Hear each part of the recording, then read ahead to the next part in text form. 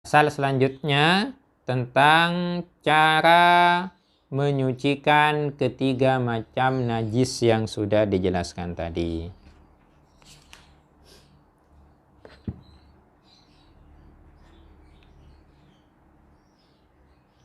Faslun, ini adalah suatu pemisah.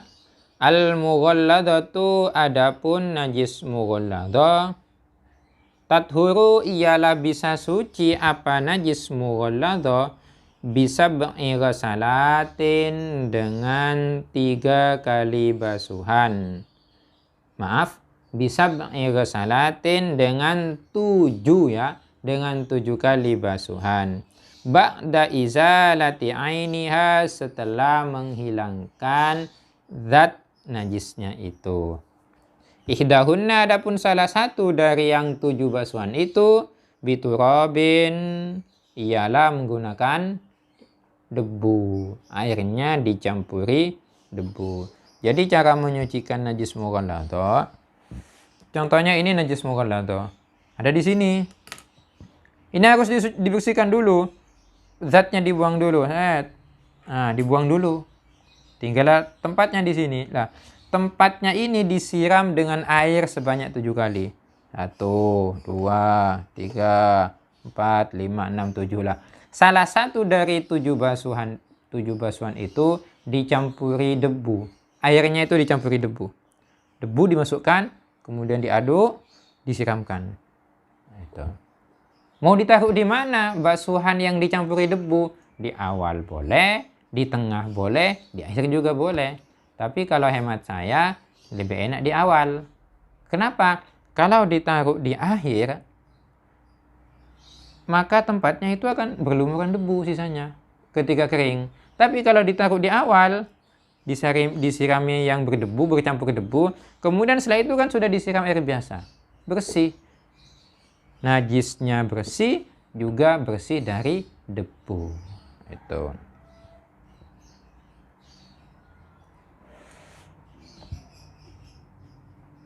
Wal mukhaffafatu, dan adapun najis mukhaffafah, wal mukhaffafatu, adapun najis mukhaffafah, tathuru, ialah suci apa, bisa suci apa najis mukhaffafah, birasyil ma'i, dengan cara memercikkan air, alaiha, terhadap najis mukhaffafah, ma'al ghalabati, beserta mendominasi. Maksudnya mendominasi di sini adalah lebih banyak percikannya daripada najisnya. Wa izalati ainiha, dan menghilangkan najisnya. Jadi kalau najis mukhaffafah, cara menyucikannya itu cukup diperciki dengan air. Tapi catatannya, percikannya itu harus lebih banyak dari najisnya, dan juga harus setelah dan menghilangkan najisnya. Kalau seumpamanya najisnya itu segini, lokasinya segini, banyaknya segini, atau ini di atas biar enak. Ini adalah najisnya anak kecil, kencingnya, bukan berak ya, ini kencing. Air, anggap saja ini air kencingnya. Kalau ini adalah kencingnya anak kecil, maka caranya adalah diperciki dengan air, dengan catatan percikannya itu lebih banyak dari airnya. Lebih banyak dari najisnya. Ya, percikannya itu lebih banyak dari najisnya. Dan ini bisa sampai hilang. Atau lebih enak dihilangkan dulu, biar enak. Bagaimana kalau tidak diperciki? Kalau diperciki ini kan kita cuma diginikan ya. Ketese jangan bersama Tura itu. Nah, ini. Nah, bagaimana kalau tidak diperciki tapi disiram? Boleh, itu lebih utama kalau disiram. Jadi biar tidak susah-susah, kalau bagi orang yang punya bayi atau calon punya bayi, biar najis bayinya itu tidak susah, lebih baik diminum ASI. minum dengan asinya saja, jangan dikasih susu apa itu namanya? Susu. Sudah, itu yang jualan di toko-toko itu susu apa saja itu jenisnya itu? Denko ya.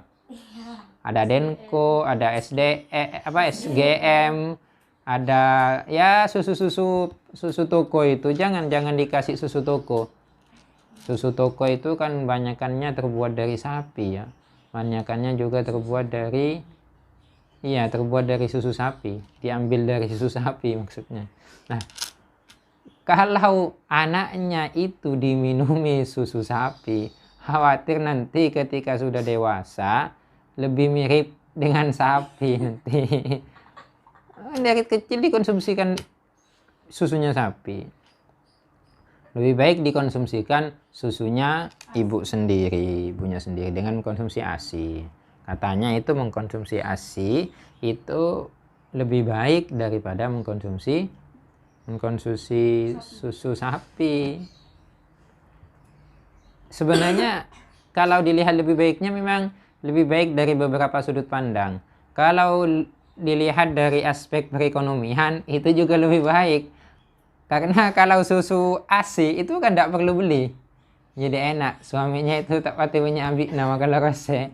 Tapi kalau cuma emaknya banyak makan ya tinggal dikasih makan aja emaknya itu. Tapi kalau beli di toko, ini banyak ini habisnya. Emaknya makan, dedeknya juga makan, sama-sama makan. Ya lebih baik minum susu ASI saja. Itu kalau dipandang dari aspek perekonomian, ekonomi. Kalau kita pandang dari aspek efeknya kepada anak, memang jauh lebih baik pakai ASI. Karena ASI itu kan ini dari orang tua. Jadi lebih condong si anak itu kalau sudah dewasa itu akan lebih patuh kepada orang tuanya. Karena yang diminum itu adalah ASI-nya, bukan kambing. Kalau susu sapi atau susu kambing nanti lebih patuh ke kambing itu. Kalau dulu itu ndak ada ya minum-minum seperti itu anak kecil dulu. Sekarang saja. Makanya orang-orang dulu itu kepatuhannya, ketaatannya kepada orang tua, kesopanannya kepada orang tua itu jauh sekali dengan orang-orang sekarang. Kenapa? Ya yang dikonsumsi itu sudah susu sapi yang dikonsumsi, bukan susu ibu. ASI kan susu ibu. Susu ibunya anak kecil. Kebalik gimana?